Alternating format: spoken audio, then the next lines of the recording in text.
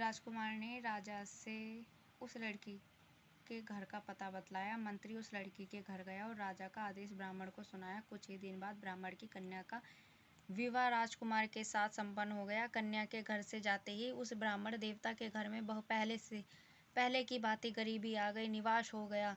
अब भोजन के लिए भी अन्न बड़ी मुश्किल से मिलता था। एक दिन दुखी होकर ब्राह्मण अपनी पुत्री से मिलने गया। बेटी ने पिता के दुख की अवस्था को देखा और अपनी माँ का समाचार पूछा। ब्राह्मण ने सभी हाल कहे।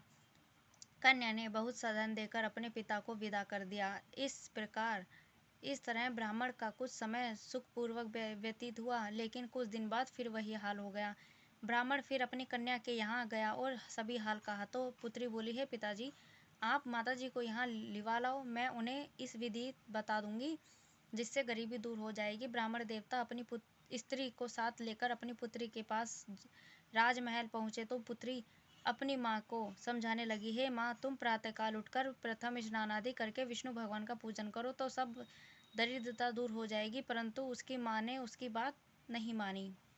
वह प्रातःकाल उठकर अपनी पुत्री का बचा झूठन खा लेती थी। एक दिन उसकी पुत्री को बहुत गुस्सा आया। उसने एक रात एक कोठरी से सारा सामान निकाल दिया और अपनी माँ को उसमें बंद कर दिया। प्रातः उसमें से उसे निकाला तथा स्नान आदि करा के पूजा पाठ करवाया तो उसकी माँ की बुद्धि ठीक हो गई। इसके बाद वह नियम से पूजा पाठ करती और प्रत्येक बृहस्पतिवार को व्रत रखने लगी। इस व्रत के प्रभाव से उसकी माँ भी बहुत धनवान हो गई और बृहस्पति देवता के प्रभाव से स्वर्ग को गई।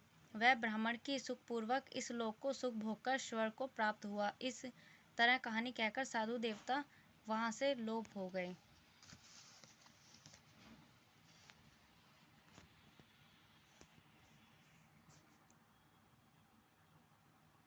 धीरे धीरे समय व्यतीत होने पर फिर बृहस्पतिवार का दिन आया। राजा जंगल से लकड़ी काटकर किसी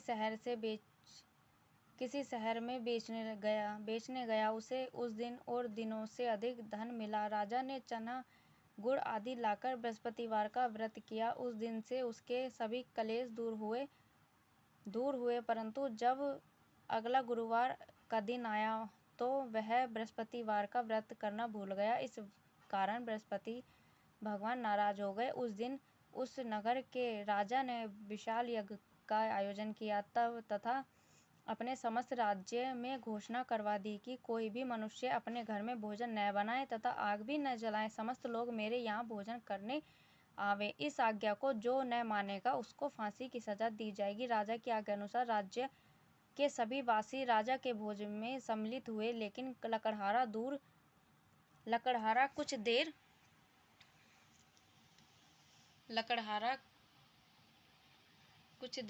पहुंचा, इसलिए राजा उसको अपने साथ महल में ले गया। जब राजा लकड़हारे को भोजन करा रहे थे तो रानी की दृष्टि उस खूंटी पर पड़ी जिस पर उसका हार टंगा हुआ था। उसे हार खूंटी पर लटका दिखाई नहीं दिया।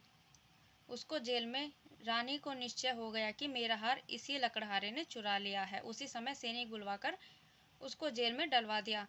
जब लकड़हारा जेल खाने में गया तो बहुत दुखी होकर विचार करने लगा कि न जाने कौन से पुनर्जन्म के कर्म से मुझे यह दुख प्राप्त हुआ है। और उसी साधु को याद करने लगा जो जंगल में मिला था। तत्काल बृहस्पति देव साधु के रूप में प्रकट हो गए और उसकी दशा को देखकर कहने लगे, अरे मूर्ख, तूने बृहस्पति देवता की कथा नहीं कही, इसी कारण तुझे दुख प्राप्त हुआ है।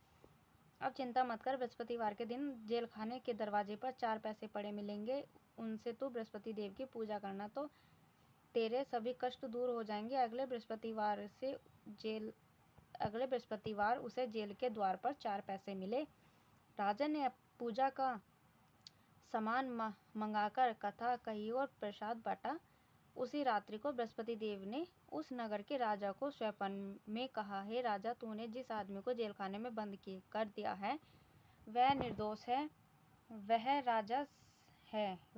राजा है, उसे छोड़ देना। रानी का हार उसी खूंटी पर लटका हुआ है। अगर तू ऐसा नहीं करेगा तो मैं तेरा सारा धन नष्ट कर दूंगा।